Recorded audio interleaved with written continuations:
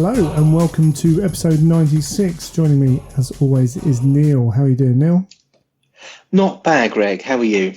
I'm getting there. You may have noticed we are still having a few computer issues, aren't we?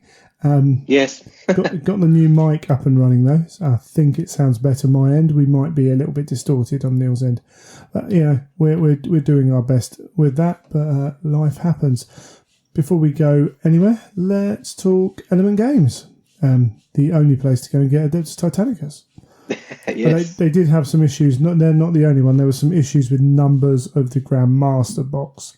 I don't know what happened, so I'm not really going to comment on that. But you can still go and buy all the other bits and pieces that are available from them. I also noticed they did then a Grandmaster bundle they're doing. Yeah, I don't know how much the saving is on that, but they collected it all together. It wasn't as cheap as the Grandmaster box because obviously they wouldn't make any money if they did that. So, but a neat way that if you feel as though you've missed out, you can go on there and get it. I'm trying to remember, was it about 170, 180? So it was a 40 quid. Yeah, I think it was something like that, yeah. But yeah, we'll talk about that in a bit. But I mean, we've got Space Wars coming out. We've got those the new Orc buggy, the whatever the Speed Freaks that's coming out. That looks fantastic. Loads of shizzle. Way too much stuff coming out from GW at the moment. With all the Orc stuff coming out, I mean, and the Space Wolf bits and pieces, there's tons to be getting on Element Games for. Yeah, I don't know. Did you see the Warhammer community little video about the Space Wolf and the Tyranid and the Tyranid box set? Is it Tooth and Claw? Yeah, and it had Darren Latham on it saying Space Wolves repeatedly over and over again. Yeah, no, it looks super cool. If you're into 40k, I say the Speed Freak stuff looks super cool as well. And there's talk of more and more stuff coming. It's crazy stuff. And of course, we're going to get the Reaver out at some point, but we'll get into Adeptus Titanicus later.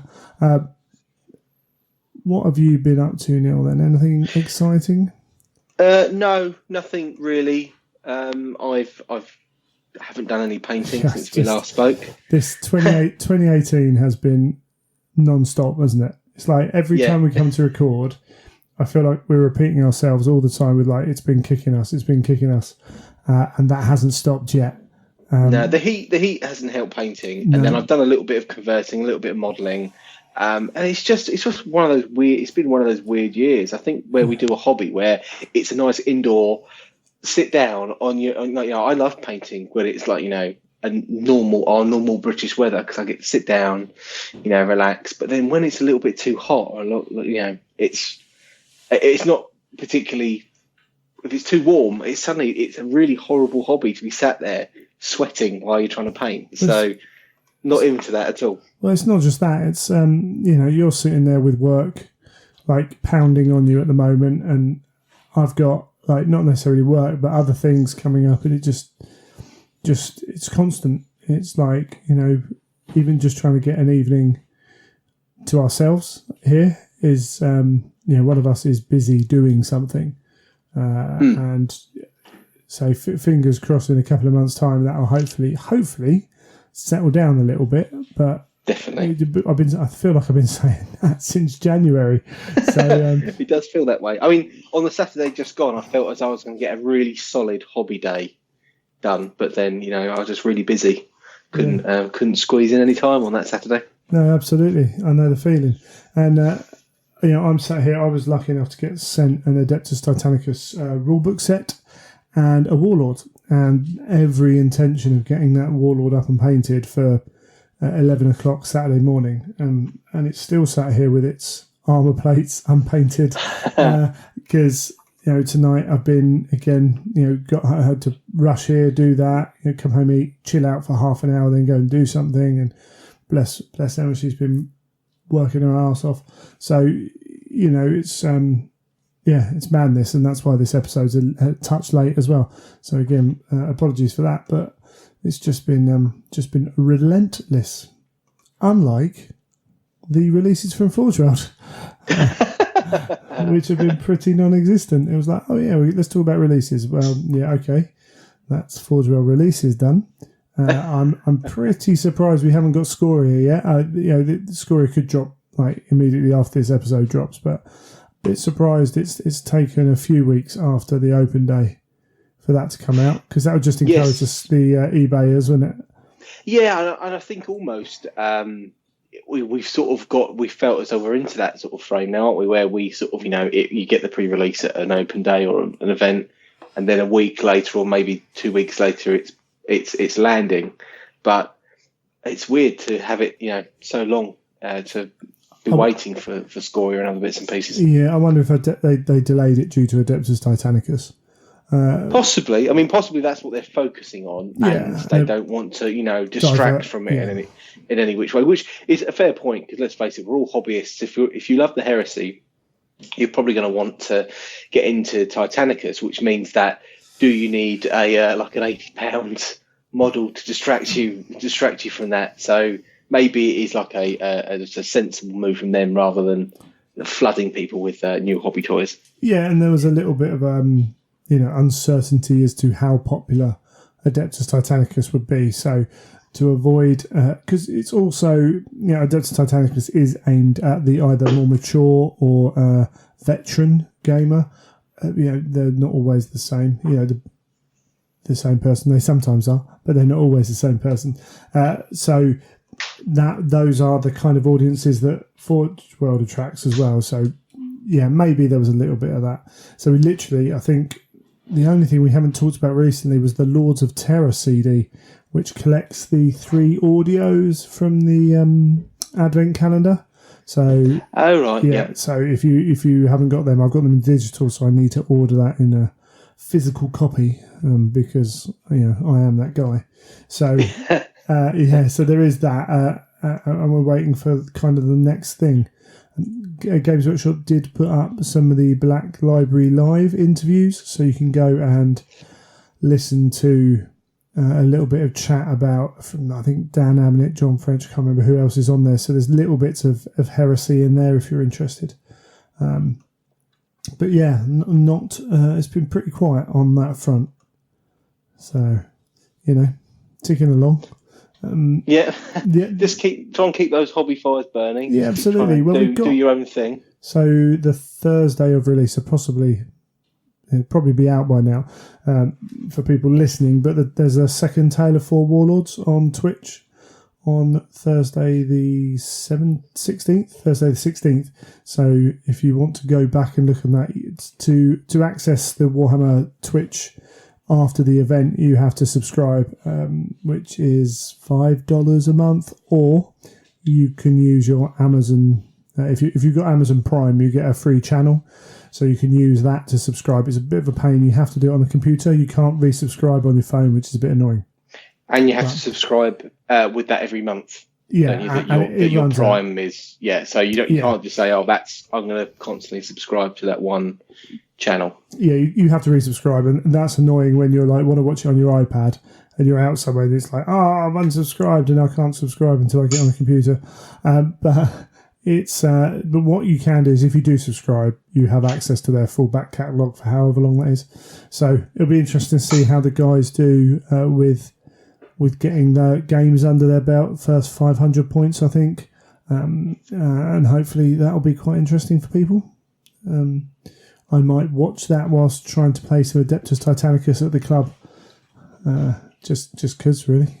So, why not? I mean, I must admit, I've recently been trying to get into like listening and watching different things as I try and I'm not even necessarily hobbying if I'm just doing some work around the kitchen or something, having something on.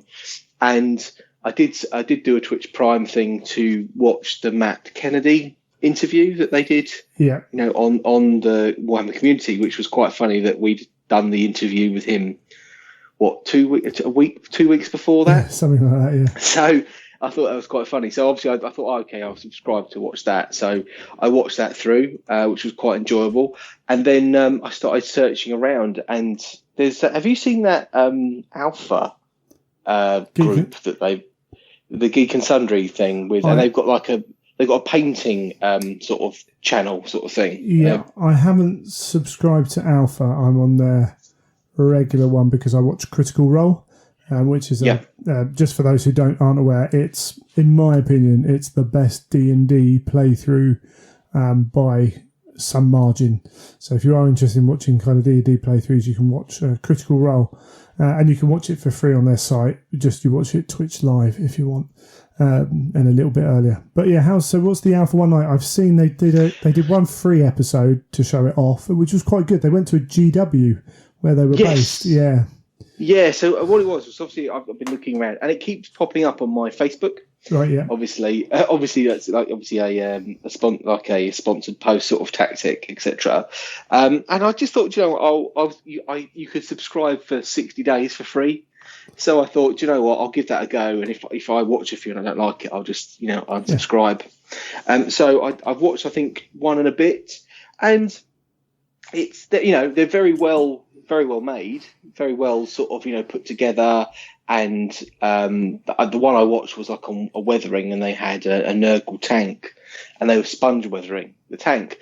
And it was half an hour. It was quite entertaining. I think they're going very much for a learner, like someone starting off learning how to paint level. They're not going too high end, I don't think, to start with. I mean, I've only watched one so far, but it's something definitely to have on the background. Yeah, I'm going to try and watch a few of them and just see what their approach is and see what they're doing. So I'm trying to remember exactly how it started, but I think basically some people had made jokes about Will's painting level, and it kind of came from there. But they've had Matt Mercer on it, and they get different guests on as they go through. Yeah, so it does look quite good. And Geek and Sundry's production quality is always fairly good. So, they do some interesting stuff with Geek and Sundry, which is that's cool. But, yeah, I mean, I don't know. That's been about it. It just feels a little bit empty, doesn't it? Yeah, it does. Doesn't feel as though there's a lot going on by any sense of the word. No, but as I say, we're going to get 3 months of releases now for Adeptus Titanicus, so that'll be interesting, and then that will lead us all the way through to October, and hopefully we'll be starting then to look towards the next book, and I'm sure we'll have had... Oh, there was some talk... Was that? No, I'm trying to remember what the talk was for the Warhammer Fest, but I think it might be showing off Lord of the Rings stuff and some other bits, so we don't even know... Because that's European Warhammer Fest coming up soon, I think. Can't be far away. Yes, is it this weekend or next weekend? I can't remember. Yeah, soon. So yes. I'm sure we'll have some information out of that. Because they're taking it seriously. They're taking a full crew over, from what I can see. Which is good. I mean, who knows?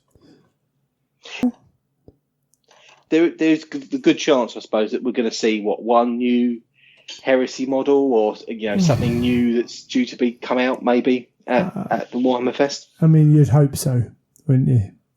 You would hope so. Yeah. Whether we probably do see the pavets again. The pavets will probably be there. Yeah, absolutely, and the missile rack. Yeah, definitely be there. Go and ask them about weapons packs for Myrmidons. All the stuff they really must get sick and tired of. Yeah, too right. But then, you put yourself in that position, you're going to get those questions, aren't you? It's the way it works. Excellent. Well, we might as well not tarry on too much longer. We'll take a break and we'll come back and we'll talk Adeptus Titanicus.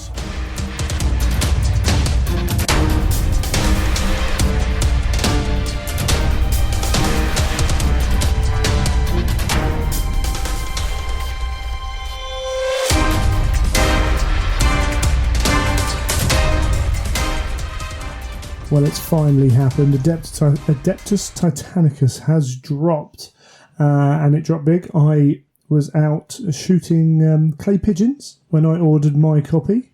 Just shows that you can be I know some people are going to miss out, and it's unfortunate, but I was literally listening to a safety demonstration whilst I ordered on my phone in a field.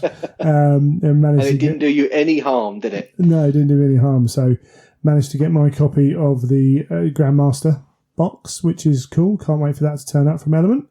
But alongside that, obviously, they're sold out most places now. Price is its own thing. So, in England, I think the price was pretty sensible.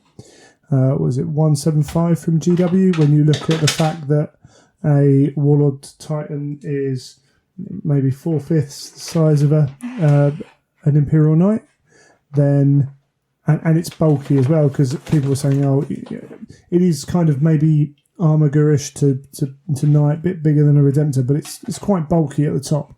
And I thought the price was about where I thought it would be, within about £5.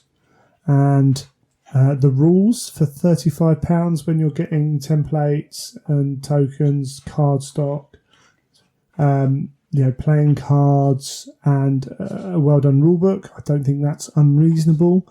Imperial Knights 3 for £20. It's not cheaper than you're only going to be buying, but it's not unreasonable again. And then the terrain. I haven't had a good look at the terrain, but I suspect that's roughly the same as well. And then they've got these command and terminal packs and weapon packs and things available, which you can extend your force with. Everything to me in pounds appeared to be there or thereabouts. I don't know what you thought on that price. Yeah, do you know, it was actually, I think, because I didn't get to order mine on the shooting day. I missed out, but then I very much thought, I'm not too fast. I'll wait for it to come back in stock in these places. Sure. I was really sort of like, do you know what? I'm very much like this now. I'm in no real rush. Yeah, I've got tons of stuff to do. I really don't care if I get it on release day, if I get it 3 months later or a year later. It doesn't really fuss me. So I really wasn't bothered where I got it from. But I was looking at there was so much talk about the price. I remember before we knew the price, and I wasn't paying that much attention to it. And there was tons of stuff flying around, and but with all the people saying how expensive it was going to be, and oh my god, it's going to be so expensive, I really thought it was going to be something like £250. Oh, yeah. So when I saw it was like £175 from GW and about like 140 from Element Games, I went, "Woo, what bargain!" Yeah. I was like, "Wow, that's brilliant!" And that definitely it was really bizarre. I really was like, I was completely reversed. I was like, "Oh wow, it's so cheap." Yeah, your expectations definitely affect the perception of price. There's no doubt about that. It's the same with going to see a film. You get hyped up for a film too much, it can never live up to the expectations, and vice versa. So you do have that aspect to it. There was a price of 180 being banded around a lot beforehand. It was probably just wish listing. But my thoughts were actually, from seeing the Warlord and the stuff you get in that box, it's not bad. Now, some people comparing it to the price of Renegade, which is the 2 knights and a bit of terrain, and saying, how can it be £50 more or whatever it was? I think Renegade's 120, could be wrong. How can it be £50 more than that? Well, there is more stuff. Like, the rule book is bigger. You've got an extra sprue just for tokens, movement, weapon arcs, things like that. All that stuff does add up. And I don't think you can compare those two things in real terms, because you're talking about like a standalone specialist game, yes, versus product that has already been produced that they're repackaging, which is available for 2 game systems. Yeah, it's a lot simpler to sort of go, well, we're just going to package that up, chuck some extra bump in, and we'll stick it out for this price, versus here's a whole new game, here's whole new models, here's a whole new, everything packaged up. You can't compare the two, really. No, you have to be very careful when you do. They are fundamentally different things. Although they're still plastic toys, they're serving a very different purpose. Yeah, but the price is what it is, and it's going to price some people out. They've said that. It's important to remember some people were saying that this is a starter set. It's not really a starter set. Yes, it has 2 warlords in it and everything you kind of need, but if multiple people are going to be getting into the game, you don't have to do it that way. The rules are £35. They come with that stuff. The Warlord's £65. This is GW prices, obviously. If you're making your own terrain or you've got your own terrain, then you might not need to buy any of the terrain. You can get into this game in in another way, it might cost you a touch more. This was just a bundle to save you money, which is ideal if you are going to split the box. It's not, do you know what I mean? They kind of, I think some people may have used the term starter, but Forge World tried not to. I think the problem is that most people, I've got that collecting bug. Yeah. So when there's the biggest set, the big important set that comes out that's got everything in it, you immediately gravitate, well, that's the one I want because it's got everything in it.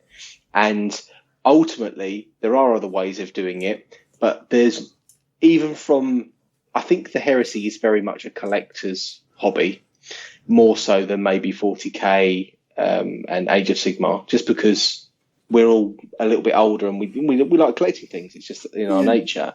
And with this sort of thing, I know out of all of the hobbyists I know that do Heresy, I would say I know two of them that really don't really care about the collecting side, like having all the black books, having all the novels, having, collections and stuff, like buying loads of resin and thinking, I'm just going to keep that because, it might come in handy.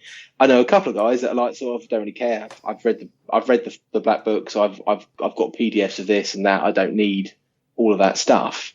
But so many of the people that I know that do it have all the black books, have everything. So it's always going to gravitate to that sort of type of person. So, okay, they maybe, from looking at it, maybe could have produced more. I understand why they didn't, because it's a risky business. You can't go, right, okay, let's chuck loads of money to print all this product. Oh, we haven't sold it all. Right, what are we going to do with this product? So it's much safer. Print what you think you're going to sell. Oh, right, we need more. Okay, we'll print some more. We'll release that later. It's a safer way of doing things, and GW aren't going to take crazy risks. No, and they've been bitten before, and there's still that attitude there of underestimating the demand and the desire for certain products. And it's something they do every now and then, but enough to show that there is a little bit of a kind of misjudgment. But then it's a very hard thing to judge as well, and they are always going to be better selling out, particularly because this is a collection of stuff that's available. So it's not like there's nothing available that you can't just go out and buy. Now, they are going to do a reprint, and that's not going to hit the shelves till 2019. It'll be interesting to see how many people then pick it up, because have they lost that first wave, or will they need a second kind of a second wave to then get people to buy back in with that Grandmaster box? That's something they're going to have to, can think about down the line. That's up for them to try and work out. Again, there were people comparing this to Kill Team, having just come out at a very small price point and everything else as well. It's important to remember this is a very different game than that. Kill Team is what it is as a game, and apparently it's quite good and everything else, but it's also a market to get people into 40k through a different gate, basically. Adeptus Titanicus, as we said, is for the mature gamer and or the veteran gamer. So definitely, it's unashamedly like that as well. It's quite old school in some of the mechanics it uses in terms of keeping track of stuff. It's much more detailed in that respect. It's not a throw it down on a coffee table and whack out a game. It's got more bite to it than that. So you've got to be aware of kind of what it's trying to do as well. But yeah, I think we talked about price. Americans and Australians, the GW pricing system, they're still charging Americans at 1.6 essentially. It'll be interesting to see with the new shipping methods of shipping from countries, whether that changes. It was interesting to see the different groups' reactions. I can understand there's a bit of trepidation that people abroad won't be able to purchase in pounds anymore and might therefore have to pay more, but fingers crossed they won't, and they will be able to get their stuff quicker. But if you've got, unfortunately, there's nothing we can do about that. You can write to GW and try and get them to change their methods, I suppose. And maybe a loss of sales might do that, but they seem to be doing okay. It's unfortunate, but can't have everything, I suppose. No, you can't. I mean, with the way things are going, I think surely it's better with politics the way it is. Surely it's better that you have a more of a stable price point for these things, not knowing what the future might bring. Yeah, absolutely. There is a case that this is future proofing for Brexit, that they can ship, and then I don't know the exact laws on it, but they can transfer stock to an American subsidiary or American part of their company to then sell out without the same tariffs. But you would argue then that potentially some of the tariffs that are already on there shouldn't be on there. As I say, that's nothing we're going to solve by chatting here. So we'll leave that one where it is. So the game itself, as I say, I managed to get this a few days ago and read through it and have a little game with it. With only having the Warlord available, we didn't I could have proxied up the other stuff. It's something I might do in the next few days, because all you need to know is the base size, really, because you can make a judgment around the height of it. But what we've got is the first alternate activating game for a long while, if not forever, from GW. I'm trying to remember if they've done. Trying to think of any. I can't think of any. No, it's been a long time. Which is nice. It suits the game style. I will say that, because of the nature of what it is. GW have their way of doing things, and some people like it and some people don't. There are positives and negatives for all that kind of stuff. An alternating game mechanic in 40k would fundamentally change the game, and they would need to kind of go back and look through it.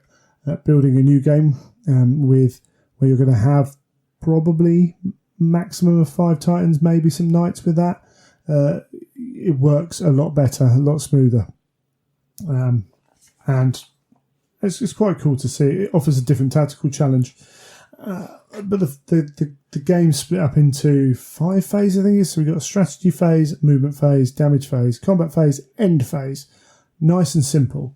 And they're all laid out fairly well. One of the nice things about this book, so I'm not the only one, but I've said before that I would love Forge World to do, and Games Workshop, but mainly Forge World have been an issue, do indexes at the back of their books. They do it with like the Age of Darkness rulebook, but essentially was told the effort involved in doing it for books like this isn't worth it. It's a lot of effort, and effort is money, essentially. Okay. They come to a kind of a happy medium in this, which I don't think I've really seen before. So if I'm on, say, basic rules, because also there's basic rules, like a lot of these games do now. You'll see this with Specialist, actually do it quite a lot. You've got the basic rules and then the advanced rules. So the basic rules are literally just how to play the game at its base level. Here's how to run, here's how to move, here's how to shoot, etc., etc. And then the advanced stuff is, right, okay, well, here's intervening targets, here's all that kind of shizzle. There's also optional rules on top of the advanced rules as well. They kind of extend the game a little bit. So in the basic rule section, I'm on the strategy phase here, and it's got, right at the bottom right hand side, there's a little blue box, and there's loads of these around, and some of them have got text in, game text. Some of them have got designer notes, just to give you a little hint, about maybe how a skill works and its advantages and disadvantages. And then right at the bottom, it's got the advanced rules for enact stratagems and issue orders, page 43. So where before in some other games you've been like, shooting through, through a gas cloud, whatever it is, making something up. Is that okay? Is that in there? No. Just make up. I'm just making something up. Right, okay. But I'm talking about previous game systems as well. So you'll be like, that's shooting. So you go to the shooting basic rules. Oh no, it's not in there. Okay, where's the advanced shooting rules? And I kind of scrabble through the book trying to find the advanced shooting rules. Then you have to look up gas clouds. Yeah, exactly. Having just that little box there, it's not in all the places maybe I'd like it, but it's in enough of the sensible ones just to make it a little bit easier to navigate through the book. So I do think that is a good thing. But if we run through basically what happens in a turn, I think that would be cool. If you do want to, you can go watch. They did a game on Twitch, on Warhammer TV, a little while ago, and also I haven't actually seen the video itself, but Guerrilla Miniatures Gaming, I think it's called, Ash, he has done a video, and he's one of the better ones that I like for doing those kind of videos. I'm sure there are others up already, but those are the two I would potentially look at. But we're talking about these 5 stages. So strategy phase. You have strategies that were purchased. We'll talk about that a little bit later. But you can play them. Generally, a lot will be played early on. And you can issue orders. So if anyone's played Battlefleet Gothic, this is similar to that. In fact, the dice with the orders on is pretty much exactly the same. So things like First Fire, trying to remember what they are now, repair, those kind of things. You basically make these orders at that point. And you roll a command check, which uses one of the new D10s that they put in there. And if you succeed, then you can carry on making orders. And if you fail, then tough luck. I think a Warlord's base command check's like a 3+. So, you've got a good chance of getting your orders off at the start of the game before stuff maybe mucks up with you. Obviously, smaller Titans probably going to have less. And I think Knights might be up near a 6 or something like that. I'm trying to remember off the top of my head. But you take it in turns, so we roll off to see who goes first. One of the interesting things is the winner chooses who goes first and second. So you might want to try and react to what's going on, but by doing that, you're allowing the other player to then have the first go at moving, first go at shooting. And with orders, again, you're potentially reacting, but it might put you in a disadvantage somewhere else, which is quite nice. But it's all very simple, which is always a good thing. The movement phase. Moving's really easy. So basically, a Warlord can move 4 inches. I think Knights can move. I think a Warhound is 8 inches. And you can move. You move up to that many inches of that speed value within your front arc if you want to move forwards. So you just nice and simple. Super simple. We're talking about a game here with more detail than 40k, etc. So moving sideways and backwards, basically you use 2 inches per inch moved. Mm-hmm. To make it show that they're not the most nimble of beasts, bless them. But yeah, you can move straight forward. You've also got a turn value. So a Warlord can make 1 turn in that move at any point, up to 45 degrees. So you'll see soon that manoeuvring is quite a big thing, because if you can start to edge around the side, you might be able to be in a position where you can keep a track on your enemy and they can never quite get around to do without having to take one of the other actions or push their reactor, which we'll get into. It also makes, it'll be quite easy in a game like this to make the smaller Titans not worth taking. But the fact that they're so manoeuvrable, and when we get to damage, the fact that being around the side or the back can have a major effect, then they are every bit as useful as your Warlords. Your Warlord. I do love games where there's that. I think when there's a good movement mechanic, it adds for more tactical play. I think if moving is a little bit sort of just simplified, it's just blast each other with guns, isn't it? Really. Yeah, absolutely. 40k, particularly kind of older editions, haven't played huge amounts of 8th. I think it was a little bit similar. It became about target priority was the major thing, and because you could move anywhere, it was a lot simpler. Target priority became such a big thing that you just moved towards that target because there was no penalty to just move that way. When you look back at, and the same with Age of Sigmar to a point, and that's what some people miss from Warhammer. It's like if you started to move, if you make the wrong choice in a movement phase, it might take you a turn or two to recover from that, and you were punished for doing so if your opponent was quite good. So it works. It works for a game that's trying to be that much more detailed and nuanced. And that not to say there's a problem with 40k and Age of Sigmar because it's trying to achieve a different thing. Because it can also be frustrating as well, potentially. But you keep playing until you get better. really. Exactly. Well, that's ultimately how a lot of these things go, don't they? Absolutely. You play someone better than you, and they sort of, like, as the saying goes, run rings around you. Yeah. And then you go, oh, okay, I now know what I did wrong, and now I've got to get better at it. But it also means that you don't always, like, you might not always go for the biggest, baddest thing. If you're really good, if the movement phase is something that you're actually really good at, because that can happen in games, you can actually realise that you're really good at gaining these positions, and maybe you don't always then, I don't know, make the right decisions with shooting or whatever. But it means that you can put hounds on the table, and there's going to be a points difference, and we'll get to that. There's a little bit of a thing in that to balance that out.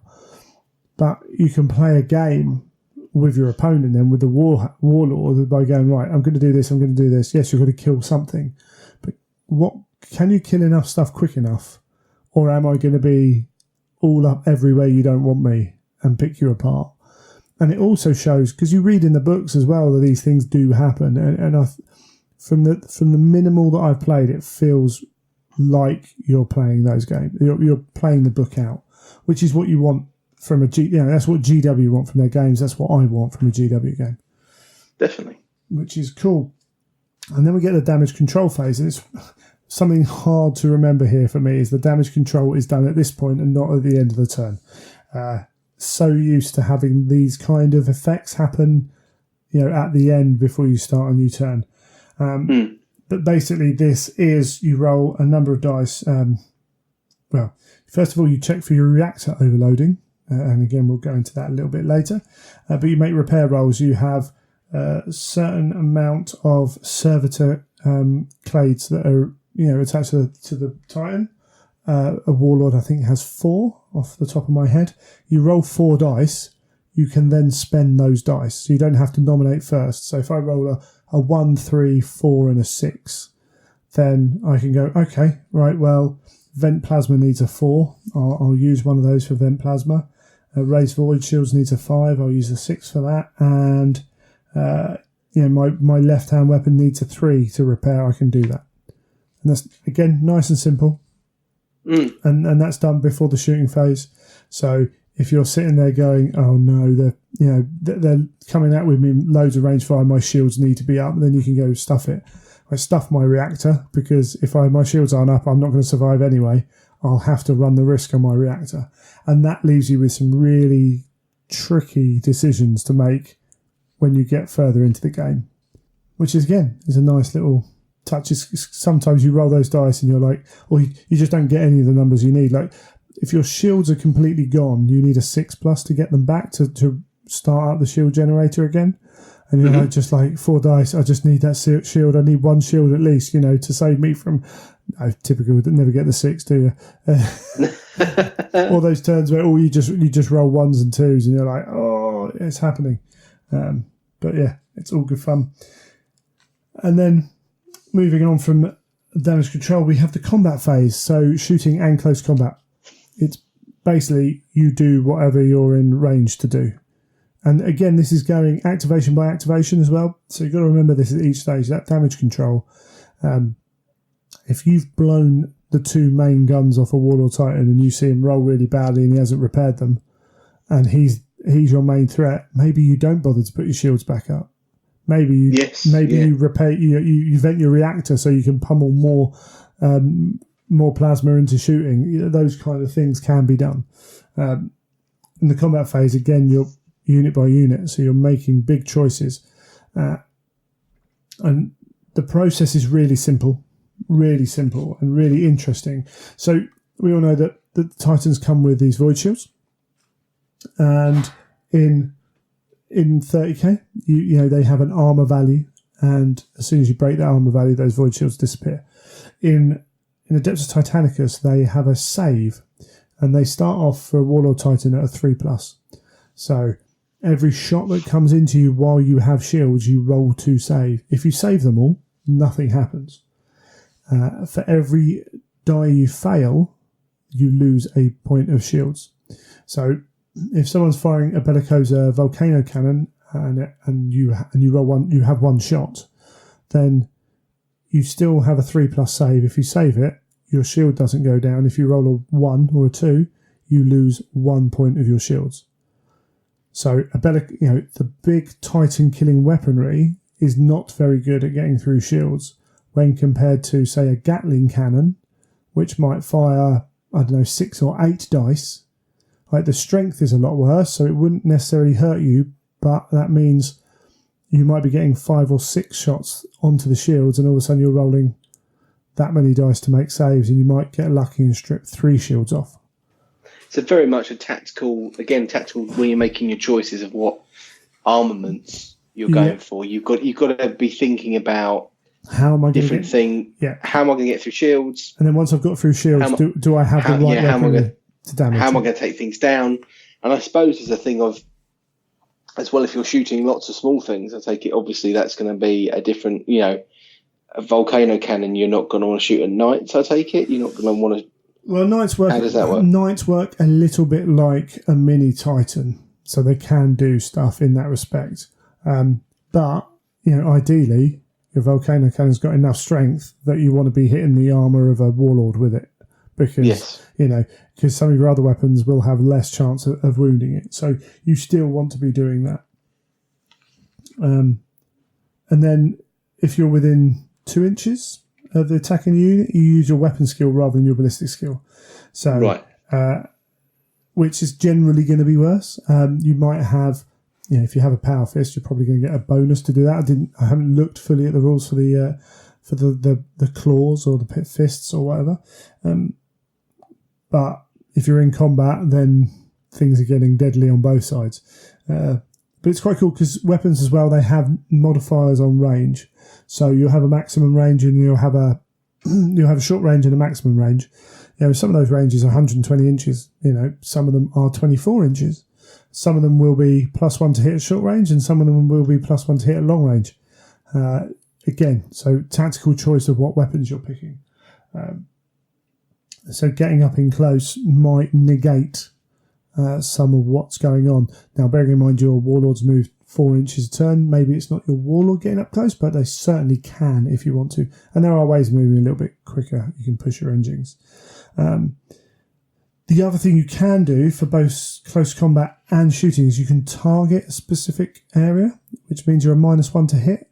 But if you've already got a few shots through and you've hit the head a number of times, or maybe your shields are failing, but you're only worried about one of his guns, really worried about one of his guns hurting the body of your Titan, you can choose to aim at his right arm, the head, but it becomes harder to hit, which again is a nice little thing. So once you've got all the shields done, and say I shoot my Gatling cannon at you, and you've only got one shield left, and you fail 4 saves, that doesn't matter, right? All of that weapon shots are taken on the shields. Once they've got no shields, you are then rolling to hit their armor, and it's nice and simple. You roll the dice. Excuse me. Along with a hit location dice, so you randomise where you hit. That's why if you want to target an area, you're a -1. You roll this hit location dice, and I think you've got body. Is that a D6? Is that a D6? It's a D6. Yeah, I think you've got legs, arms, body, head, special. Oh, you might have right arm, left arm, legs, head, shoulders, knees, and toes. Exactly, and special only affects some Titans, otherwise it's treated as body, and those locations will have different armor values, and basically you roll all so say I'm shooting you with a 3-shot weapon and I hit with all 3, you take all those dice and you roll them and add the attacking weapon's strength, and then you consult the damage table. So these values can be a volcano can, I think it's something like strength 12 or something like that. And there are 3 levels of damage you can do. So you can do damage, which is 1 point of damage, or you can do a devastating hit, which is 2 structure points lost on that point, or you can do a critical hit, and some of those values you need like a 17 to get through. Right. So quite high numbers, but very possible. And as your game goes on, more possible with weaker weapons as well. because you get things like, so where we're talking about manoeuvring being really important, if you're within the side arc, you add 1 to the strength roll. If you're in the rear arc, you add 2. And then if a part of the body is damaged enough, it will have on the command card, it might have a +1 or +2 on there as well. So all of a sudden, if you've got, and we saw it in the game on Twitch, there was a banner of 3 knights behind a warlord, which had taken a number of hits, and all of a sudden he was getting +3, I think, to wound. So weapons that weren't particularly strong were rolling enough dice to just ping off the odd point, here and there. Not doing critical damage, but taking the points down. And the problem is once you get to no hit points left, you start taking critical damage anyway. So right, so you can whittle someone down if you really go for it. Absolutely, you can. And then the critical damage has a built-up effect as well. Things like mind impulse unit feedback or princeps wounded, reactor leak, and all these things can have ongoing effects that you might not be able to repair your shields, or you might be taking damage and you fail command checks if your princeps wounded. Your stabilizers might damage, so at the end of the turn you kind of stagger slightly to the left or right, or you might become immobilized. So that's really cool to watch. And a warlord's, it's got a fair chunk of hit points like on its body and stuff, and that's where targeting might really come in, because if you've rolled head every time you've attacked and the body's completely full, then it's going to take you a few good hits to get through that body. You might take that opportunity to take that -1 to hit, because you know that one shot through on the head will be enough to really cause a lot of damage. Mm-hmm. So there's plenty of scope in that again to just play normally, let the dice go, or actually know target stuff and what have you. And then of course they can explode because it's a Titan.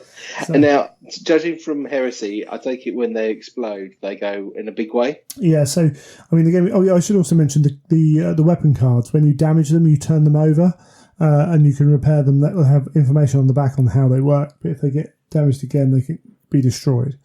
So you can permanently kind of take off a weapon. Yes. Basically, you roll a D10 on the catastrophic damage table, and depending on where their reactor is sitting, you add 1 or 3 to it as well. So right. So if they push their reactor, basically, it's going to go worse. Every time you push your reactor gets hotter and hotter and hotter, and if you explode when your reactor's hot, it's gonna go with it. So I played Dan at this, and our warlords weren't particularly close when he died, but they weren't too far away. And his Titan destroyed my Titan while it blew up, and that's why combat can be really quite dangerous, because I suppose you're running in close and then it blows up in your face. Yeah, these explosions bypass void shields, do D6 hits, and their strength is equal to the Titan's scale +1. So you're talking about big numbers plus obviously if you're hitting a wounded Titan as well, you might be getting pluses on that as well. So if something is going to go boom, you might not want to be around it. And they can also fall over as well.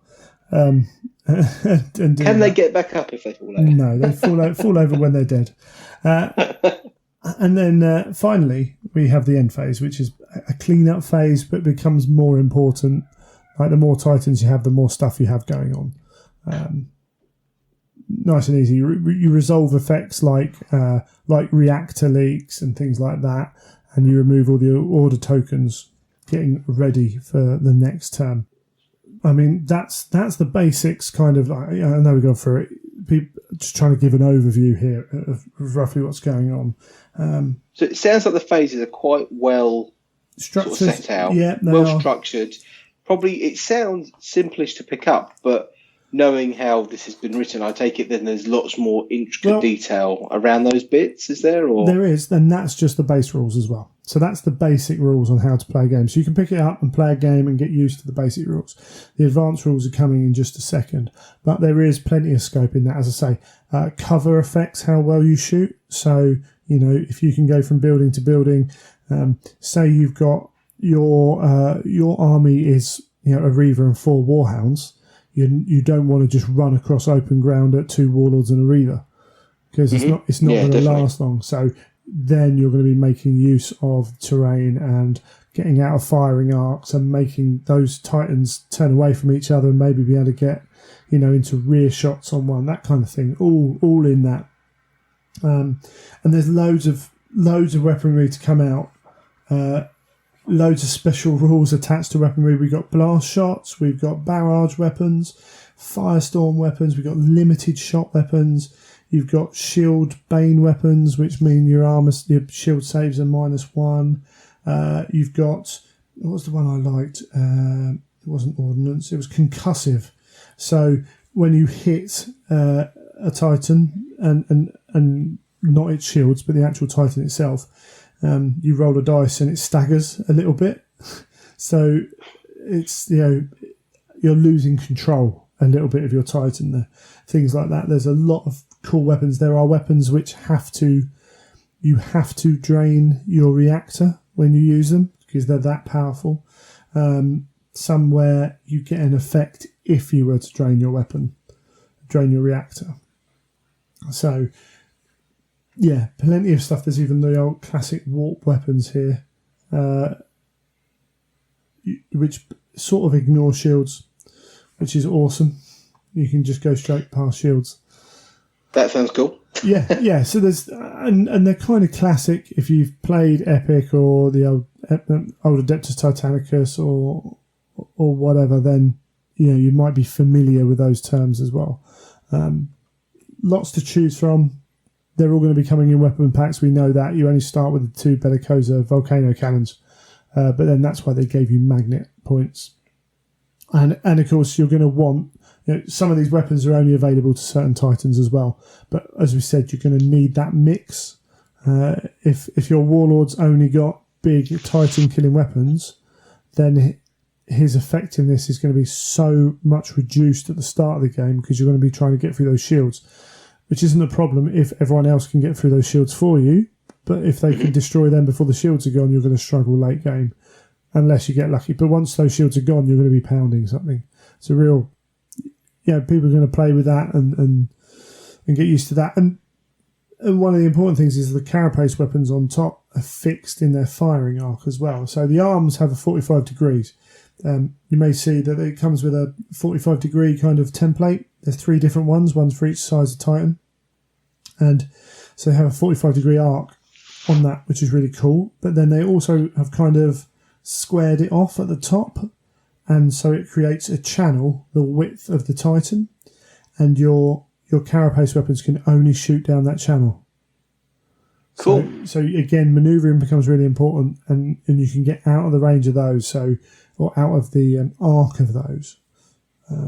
But those carapace weapons could be the thing you need to do whatever you need to do. So you've got to balance up how you're building your Titan in that respect, which is cool. Advanced rules. There are some advanced rules. So we talked quite a lot about the plasma reactor. Now, as we said, there are ways to overload the reactor. We said the Warlord has a movement 4 with 1 turn. Well, if you push your reactor, you get up to movement 6, and I think you get a second turn. But every time you push your reactor, you roll the reactor dice, which is a d6. And one of the sides is blank. One's got 1. There's one with 2 on it. I think 2 have got 1. And then one of the sides has got a little symbol for the machine spirit. So if you roll a symbol for the reactor, then you move your reactor up the track that many slots. And then that's all it does. Fine, no problem, unless it takes your reactor too far. But then in your damage control phase, that's where you can vent the thing and pull it back. So if you've got, and again, this is another important thing, Bellicosa cannons must drain your reactor when you fire them. So if you've got 2 of them on a Warlord Titan and you're firing them every turn, you're rolling that dice a lot. So your damage control phase, you're going to be spending a fair amount of time just controlling how much your reactor. And then it becomes a really kind of, then when you want to do shields and stuff, you've got tough choices to make. So you might not want too many weapons that rely on the reactor. But yeah, you can push it in the movement phase and do that. And so some weapons you can choose to use it, some weapons force you to use it, and there are various ways. And some other rules might allow you to push your reactor as well. If you roll the machine spirit dice, you take a command check, and if you fail that command check, you roll a further d6, and it interrupts your turn, and it can interrupt the opposing player's turn as well, because there are effects that can force you to do it.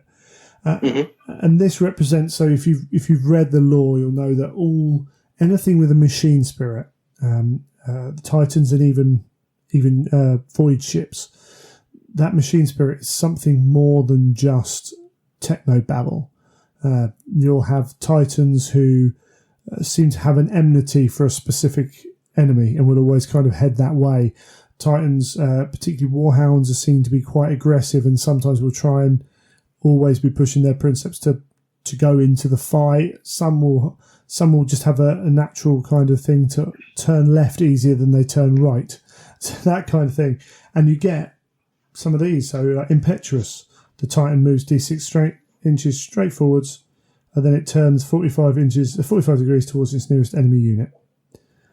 And so if you're shooting your gun, it stops your gun shooting and you do that instead. And all of a sudden that could pull you into a completely different position. Yeah, maybe that's not part of your overall strategy, and suddenly you've turned the wrong way. Yeah, so there's always that risk when you're pushing your reactor, which is cool, because if you build your Titan the right way, you might be able to push a lot of the time without much fear. So this adds another threat in that, which I kind of like, and it kind of takes a little bit of that ultra competitive side of things away, because at any point your plan could get screwed. And I kind of like it when games have that option in there as well. But it's got lots of they've kind of thought about the problems that can cause, because you interrupt your own attacks. Your ranges might change as soon as you move. Because I did forget to mention, there's no pre-measuring in this game. We're going old school, which is kind of cool. I mean, a lot of the guns are quite long ranged.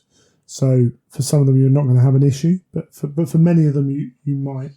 But yeah, there's some cool stuff to happen in that, which I really like. I forgot to mention, there's also terrain types and things like that as well. You can actually destroy buildings with the advanced rules as well. So if someone is hiding behind a building and your warlord's got no one to shoot at, you can just destroy the building, so others can shoot at him, because you would. Yeah, definitely. Yeah, absolutely. It's got rules for putting Titans in squadrons, so you can have a couple of Warhounds running around, and they can combine their shields. They can combine their shooting as well, to make them. It's that risk reward thing that if you're running them as a squadron, they're going to be close together. You maybe lose their touch and maneuverability, but you're gaining the option of using these merging void shields, things like that, which essentially allow you to control how the damage is coming in. But you've got to be touching the base of another Titan to do that. So, as I say, you are restricting your battlefield kind of maneuverability a touch. But they all work together, which is really cool. And then you've got your household knights as well, and they work a bit. They're sort of like they're written up like a mini Titan by themselves, basically, and you can, they're not something you can ignore when they're on the table. But yeah, a good player will make very good use of knights, but they can also be dealt with by a lot of different stuff quite handily. So there's that balancing thing to play in there. But as I say, you get them in the right position, they can be a right royal pain. Or they could just disappear in a puff of smoke. But nice and easy. Well, yeah, definitely. And then, as I say, there are some optional rules. So that actually destroying terrains in the optional rules. Overloading void shields is like last ditch effort, because if you muck it up, you're in trouble. And then power transfer. But these are kind of, it says in here, these are, these will potentially extend the length of the game. So I know if I was going to run an event next month, I'd probably leave these out. I'd have basic and advanced rules. I'd leave these out because we might be on a time schedule. Mm-hmm. But if you're playing at home, there's loads of cool stuff. Stray shots is always fun. But that's pretty much the rules. There's going to be loads of stuff, little bits in there that I missed. What we haven't talked about is like making your army and gaming. So we might as well just barrel on with that. Essentially, Titan legions, when they go out to fight, they fight in maniples.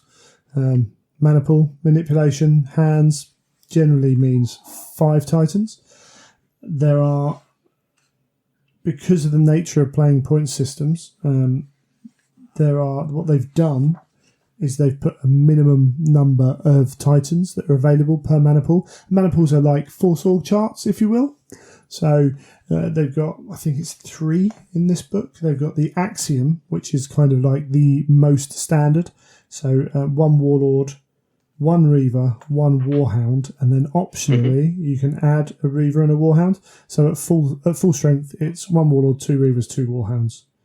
And you get a trait for that, which is... what can you do? You can still issue orders if you fail an order.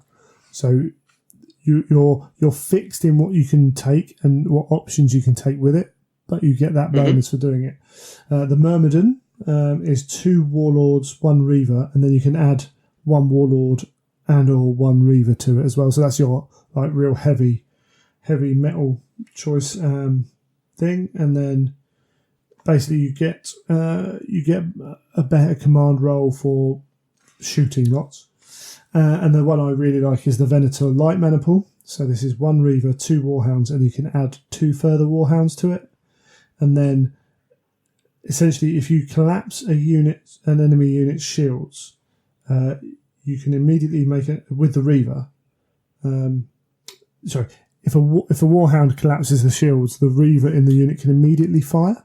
So you're firing out a sequence. Which is always awesome. And any ability that lets you do that. But of course, you're going to be spending less points on the Warhounds than someone spending on a Warlord. So you balance that up. Obviously, maybe if you're playing, 1,500 point game, maybe your Warhounds have all got a lot better guns than the Warlords can afford, that kind of stuff. But it's nice and simple.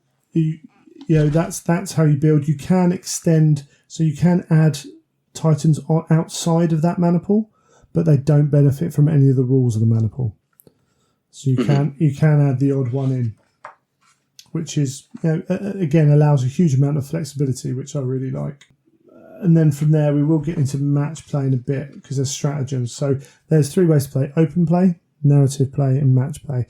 Open, do what you want. I've heard them before. Yeah, exactly. Narrative, they've got a shed load of scenarios in here. What we got? Betrayal at Calth. We've got the Battle of Moloch, the Scouring of Trausac, Battle of Nikron. There's plenty of scenarios in here, which all look pretty cool. The Martian Schism. So you can play them if you're playing narrative. And then in match play, they have, much like 40k, a small number of, I think it's 4 deployment maps that you can choose from or roll from. And then what you actually do is you roll for an objective. So each player rolls 2d6 and looks the result up on the table, blah, blah, blah. And each player writes down one of those 2 objectives. And I believe you then reveal, you reveal simultaneously.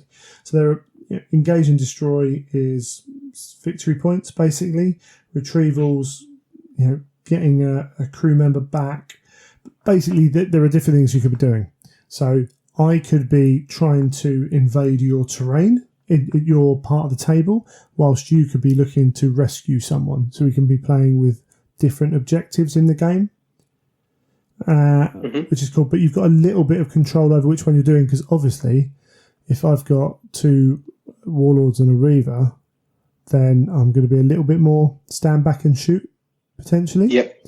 If I've got a warhounds are going to be all over the shop.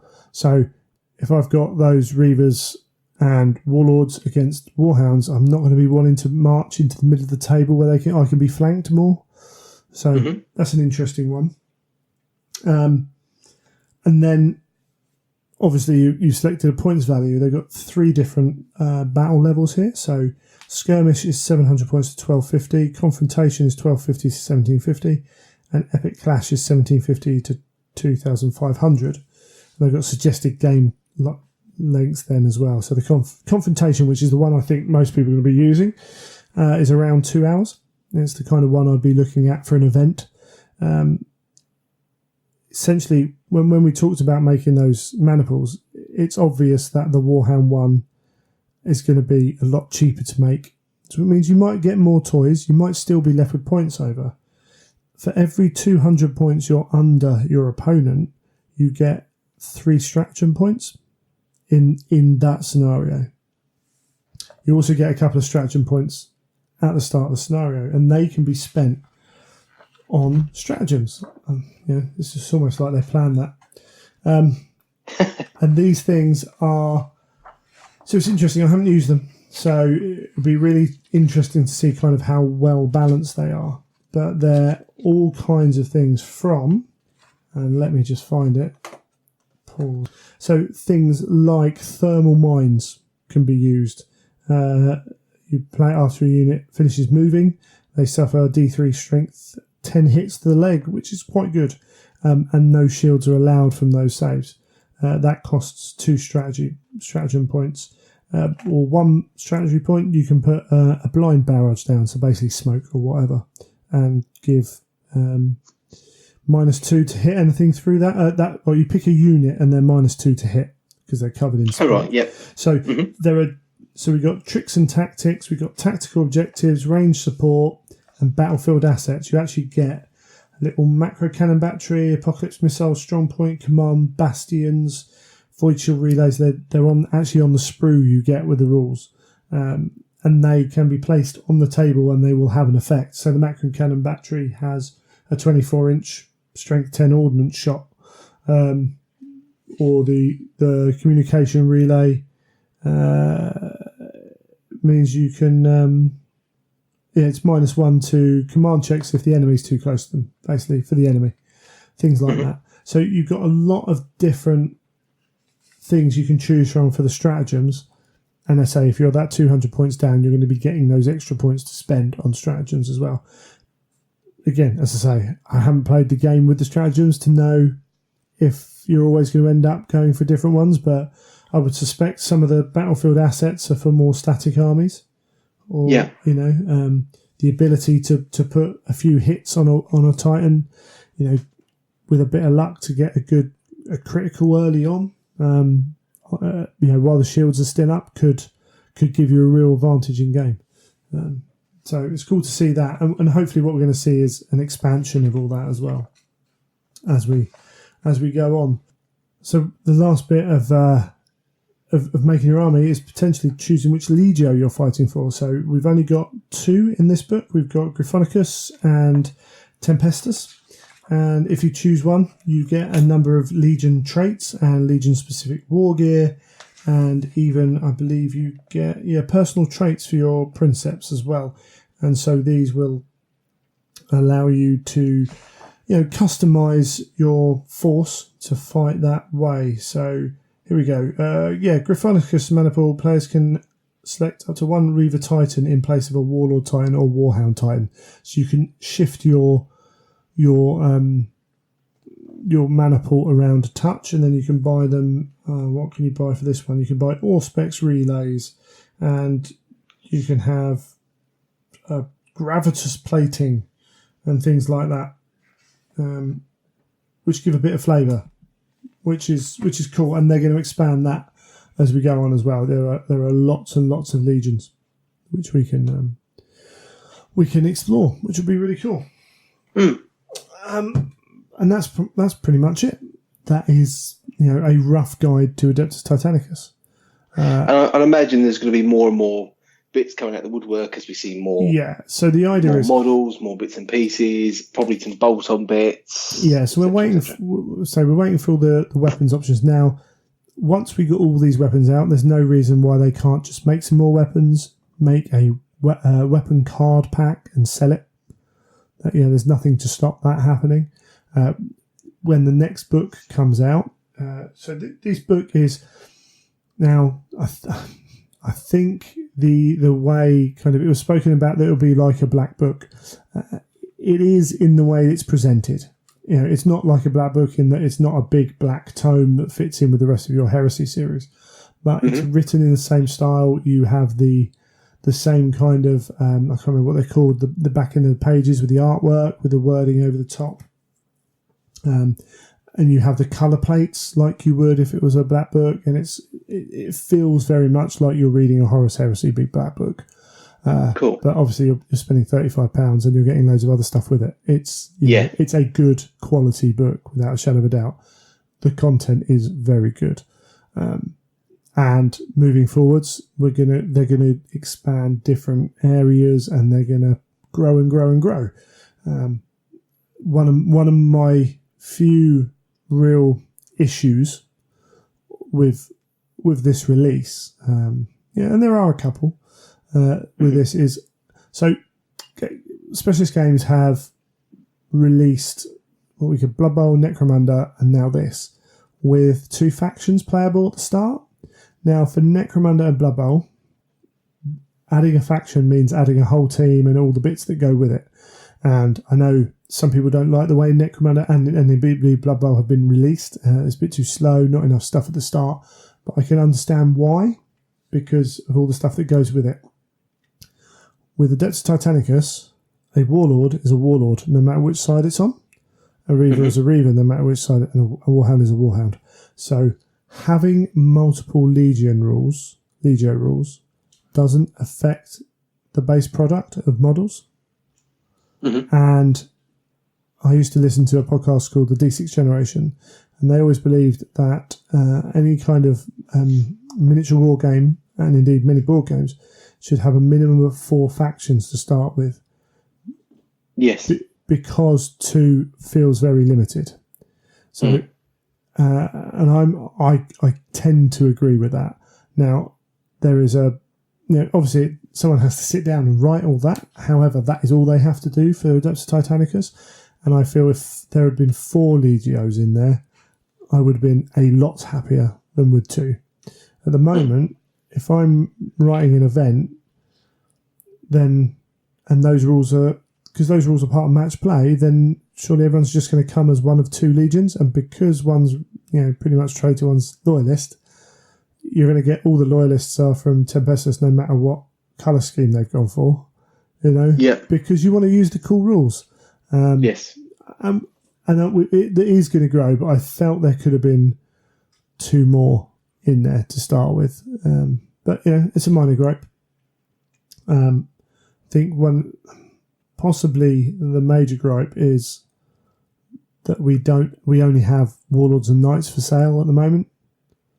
So we've got this game system out, and without proxying it, you're playing half a game. You can play a Warlord versus a Warlord with some Knights, but it's not the full experience, and it's easy to tell that from the start. Now, this is going to be a 3-month release window. The Warhound's going to be out by October, so it's not going to be a huge amount of time, but it's a little bit of frustration that I can't just go, right, I've bought my Warhound, my 2 Warhounds, my 2 Reavers, and my Warlord. I'm going to spray them all up at the same time, so I'm getting it all together as a batch, and then I'm going to play some games. It's like, okay, I'll build my Warlord, and some people are going to be fine with that because they're going to build up slowly, but they could still do that if all the stuff was out at once. And I know they've had issues with the Warhound, so that's why it's going to be October. Let's hope the Reaver's not too far away. Yes. I probably will end up proxying some stuff just to try and have fun with it, because need to get the train out as well and use all that. I think the game isn't the game until we've got that more stuff out. Yeah, it would. And you know what? I can see us having a big load of releases now.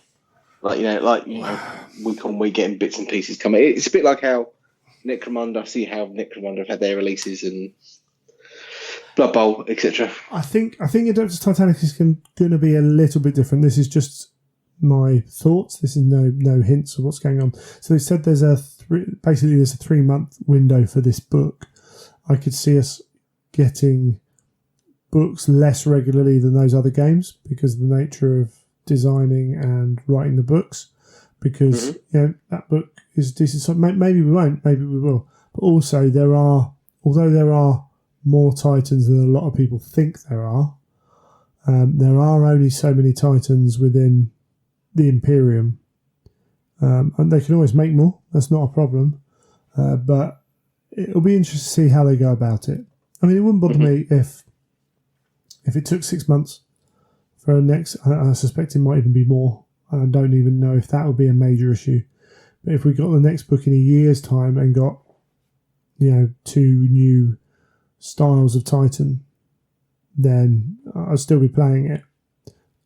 It will be interesting to see exactly how they go about it and exactly how the community play it and utilise it. And it's going to be a lot of people's secondary game, so there is that. But something that's going to be their primary game. We're going to see it at Heresy events linked in with the 28mm stuff as well. So plenty to be looking at, I think, there. But overall, I think the quality of what I've seen is very, very good. The gameplay appears to be very good from everything I've seen. There's a lot of options, as I say. There's a lot of tactical nuance if you want it, and there's a lot of big shooting robot things if you want that as well. I think they've done a pretty good job. Now, price, again, we mentioned that at the start. Limited product, as I said, it is what it is, I think, at the end of the day. I don't think there's really much point going over that. Price is an interesting one. There are people out there who are saying it's beyond them. Some of those people, not all of them, but some of them, I think that's because they're still on the GW release train.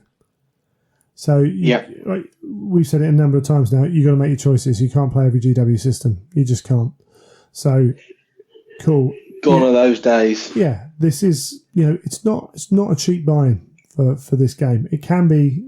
You can spread that out, but actually, once you've got a Warlord, 2 Reavers, and 2 Warhounds, and some weapons packs, you've got a lot of stuff. You've got an army that's sorted. And so the Warlord's £65. What's the Reaver going to be? 45, maybe 40. I think the Warhounds are going to be sold in 2s, and they're going to come with all the weapons options, I believe. I could be wrong. Cool. Once you've done that, you might have spent a few £100, 300 quid. But if that's given you enough to play a variety of lists, then that's not that bad value. I know some people are probably balking at that statement, but actually I don't think it is. If you can go and play that for a number of years quite happily, then 300 quid is not a bad price, This is a lot more than that for a decent army in Heresy. Yeah, well, you pay a lot more than that for a decent army in a lot of game systems, to be fair. So I think it's how you often got to look at it is, what are you, Yeah. It depends how much you're going to play it as well. And all of course it factors. does. And this is the thing, the term value can be used in multiple ways. The value of the product you're getting, as in the quality of it and the size and everything else, I think it's pretty hard to argue with. Now, your personal value is, as you say, if you're going to play once a year, then your personal value is going to be, through the floor. If you're going to be playing this every week down your club, I think it's through the roof. Definitely. but that's the same with any system. You know, you can look at anything at all. You can look at that 40k with that, or Heresy with that. That's fine. I suppose as well. I mean, it'd be interesting to see how many events come out that you can play it at. Yeah, and I think there will be. You know. I think so. Crusade and Heresy are already looking at putting on a game day at Warhammer World. Tom Sargent down in Eastbourne's talking about having a day playing it. There is going to be some Titanicus at Blood and Glory. Not 100% sure how it's being organised yet because someone else has put their hat in the ring, and that could be interesting. So we're going to have discussions about that. I've seen events already talking about having Adeptus Titanicus and 30k mixed, so you can come and play. And if you're going to play one of the real open style weekends where it's about campaign points and you organise your own games, then yeah, you know, it doesn't really matter what the system is then, because it can all add into the same process. So there's lots of opportunity for it to fit in. And the fact it's potentially a 2-hour game with 5 models, fairly large models, but you could fit 5 of those models in a case quite easily, means there is potential to throw it in the evening and have a very different experience. Yeah, definitely. And for a lot of people, it's their way of owning Titans. Yeah, that Warlord Titan is a stunning piece of kit. It really is. The detail on it, it just, every now and then you look at it and just think, yeah, this is just a 28mm Titan shrunk down, but it's not, because it's more detailed than that would be. So it's actually got the las cannons that fit under the shoulder points and face backwards as well. And they do have some effect in play. So if you've got knights within a certain range of you at the start of your turn, they defensive fire shoot them. They don't do a lot, but they do a little bit. But those are on the models. And it's just, I think it's Chris was the guy who did it. Just done a fantastic job. Really has. It looks more posed as well. They look more, so they've got more movement. I know that obviously with the big version, Definitely. you've got to do it yourself. But I suppose because it's smaller and it's probably been designed more that way, it looks as though it's more fluid. It's also easier to balance, you know. So Anu's put his Reaver up online, and it looked to have so much more motion than a 28mm scale model, because frankly, unless you're going to start drilling huge flipping rods up through the floor to hold the leg, and then you're going to have all that weight supported on one resin leg, if that gets a bit warm, it's going to warp. Yeah. Most Titans are just stood, legs slightly apart, maybe one slightly in front of the other, because you don't want it to fall over. Yes, definitely. But if you've got a small plastic model, I actually started to really pose mine, and then remembered the leg plates wouldn't work if I did it that way. So you are still limited a little bit by the leg plates, and the fact that some of them are, 2 leg plates, like the knee thigh plate coming in as one piece, that kind of thing. Apart from that, you can do a few bits with it. It's really cool. And of course, you got magnets, magnet points for the shoulder mounts and for the arm weapons on the Warlord.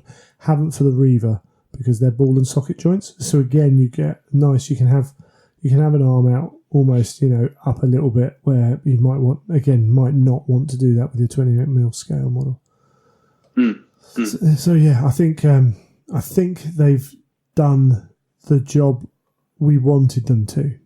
And as I say, it's not going to work for everyone, and that's fine. That's cool. You just have to kind of, no matter how much you hate it, you have to let it go. There's plenty of Games Workshop games at the moment that I'm not playing that I wouldn't mind playing. You just have to do that. Awesome. Right, we'll drop that off there then, and we'll come back after the music.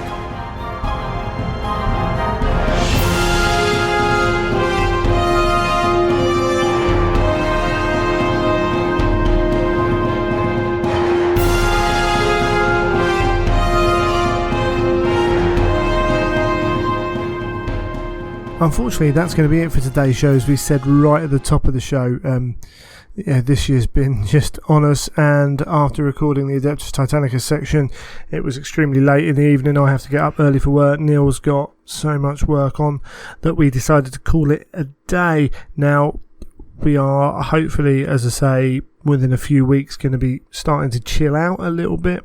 I've also set up some stuff coming out from a few episodes on that will be kind of pre-done. There'll be a lot of information coming out that I can actually prepare well in advance. So we're looking, hopefully, getting a bit more back on track. So thank you for bearing with us.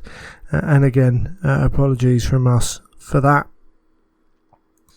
I hope the overview of Adeptus Titanicus was useful. As we said in the show, you can go and watch, go and Google Adeptus Titanicus playthroughs. Guerrilla Miniature Gaming do one, and obviously the Warhammer TV as well. As we mentioned on Twitch, I'm sure there'll be others, and the game itself will be out shortly after this episode drops. So you might have people in your gaming area that are looking at that. Or just pop down to your local gaming shop. Hopefully they'll have some toys out that you can play with and get a feel for the game itself. Get a good look at that command unit, the cardboard pieces and the weapons cards and all that. I think there's a lot of cool stuff going on with this game. I'm really excited to use it going forwards and maybe play it at events. Maybe specific Adeptus Titanicus events, but also the Heresy events where we utilise Adeptus Titanicus alongside playing in the Age of Darkness. So that'll be cool to look forward to. If you've got any feedback for the show, please feel free to email us, greg@theimperialtruth.com and neil@theimperialtruth.com. And obviously you can follow us on all the social media. Come and join the Facebook. Rob's been posting up some of his awesome Alpha Legion stuff, so you can go and check that out. He had an issue with posting something on the actual page, so we posted it in the group. So we have the page for information from the show. Really, ideally, if you want to share something, you're better off sharing it on the group, because on the page it might only become visible if people specifically go and look for it, rather than on the group. That's going to show up in the timeline. But yeah, feel free to share your hobby. If you're getting Adeptus Titanicus, I'd really like to see what you'll be doing with your knights, whether you're following one of the classic legions, one of the more obscure legions, or indeed if you're making up a legion yourself. There's Warhammer community articles about the game. Graham Lyons did a piece on his own homebrew legion, which hopefully we're going to be getting another. It's a multi-part thing, so we can see that grow and see what's out there and give people some inspiration as well, because there's lots of opportunity with some of the larger plates for things like using stencils, freehand, all that jazz. So that will be cool to see.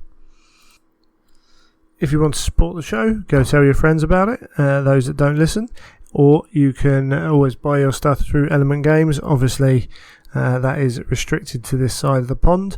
And the final thing is you can go and check out our Patreon, and all the links for that are in the show notes. Now we are reaching up to almost there at the 100 episodes. I did have big plans for the 100th episode. I'll announce that all a little bit later on. However, the plans changed quite drastically within about 8 minutes of starting the process.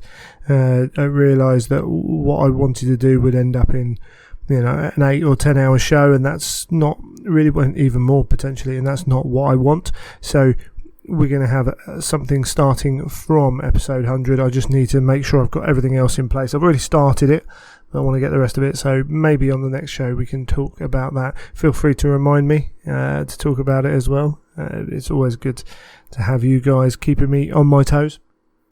That's what I like to hear.